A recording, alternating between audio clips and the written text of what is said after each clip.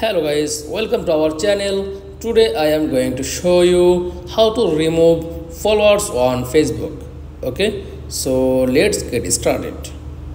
Then first of all, click on Facebook app. Okay, tap on menu option.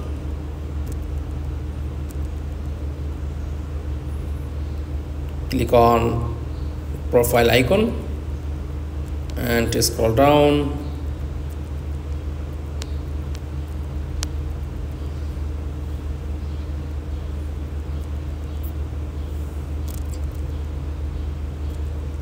Tap on this option, friends option, and see all friends and all followers. Show all follower. That's all. Thanks for watching. Please like, comments and subscribe. Just click delete, then delete these followers option.